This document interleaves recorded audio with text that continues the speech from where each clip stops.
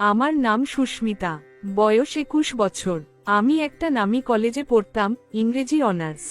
আমাদের কলেজের ইংরেজি বিভাগের একজন স্যার ছিলেন, নাম চিরঞ্জিত স্যার। বয়স হবে 39-41 বছর। বিবাহিত, একটা ছোট ছেলে আছে। কলেজে সব মেয়ে ওনার কথা বলতো, ক্লাসে পড়ানোর ভঙ্গি, পোশাক, স্টাইল, দাড়ি গোঁফ, সবই অন্যরকম। অনেকে ওনাকে হ্যান্ডসাম স্যার বলে ডাকত। আমি প্রথম বর্ষ থেকেই লক্ষ্য করতাম, স্যার বারবার আমার দিকেই তাকান। অনেক সময় অন্যরা কিছু জিজ্ঞেস করলে স্যার বিরক্ত হতেন, কিন্তু আমি প্রশ্ন করলে ঘন্টার পর ঘন্টা বুঝিয়ে দিতেন।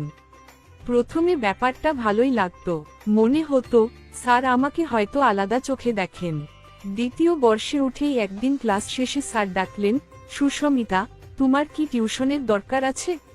তোমার ইংরেজির ব্যাকরণ আর লেখার ভঙ্গি খুব ভালো, তবে আরও ভালো করতে হবে। আমি চাই তুমি কলেজের সেরা মেডেল পাও। আমি অবাক হয়ে রাজি হয়ে গেলাম। স্যার বললেন, কলেজের পর ওনার চেম্বারে গিয়ে পড়তে পারি। প্রথম কয়েকদিন সব ঠিক ছিল, পড়াশোনার কথাই হতো, কিন্তু ধীরে ধীরে স্যারের ব্যবহার পাল্টাতে শুরু করল। কোনো সময় খুব কাছে এসে কপালে টোকা দিতেন, বই ধরিয়ে দিতেন হাত স্পর্শ করে।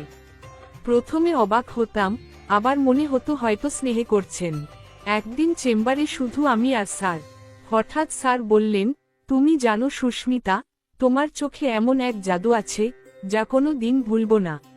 আমি লজ্জায় চুপ হয়ে যাই। সেদিন পড়ার মাঝেই হঠাৎ স্যার আমার হাত ধরে ফেললেন। আমার বুক ধড়ফড় করতে লাগল, ভয়ও লাগছিল, আবার অদ্ভুত এক শিহরণ হচ্ছিল শরীরে। স্যার ধীরে ধীরে আমার হাতটা টেনে নিজের বুকে রাখলেন।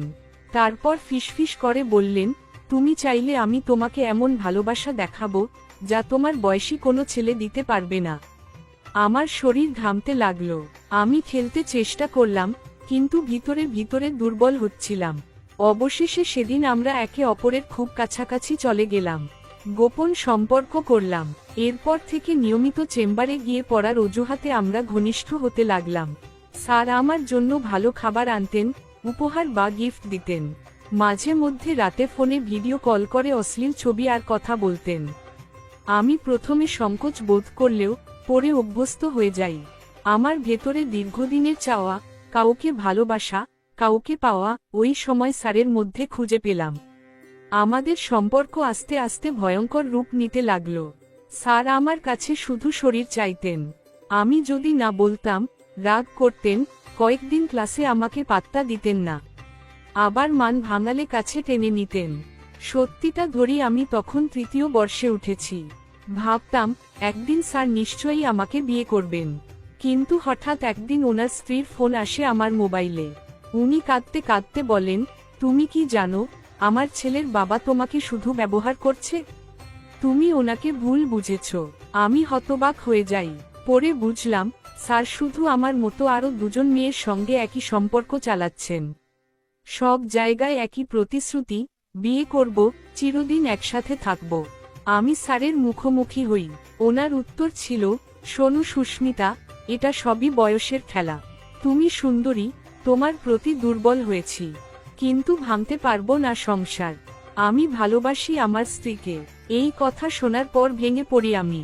বুঝতে পারলাম আমি, মন আর শরীর ভরসা করে এতদিন যাকে দুটোই দিয়েছি, সে শুধু নিজের আনন্দের জন্য ব্যবহার করেছে আমাকে।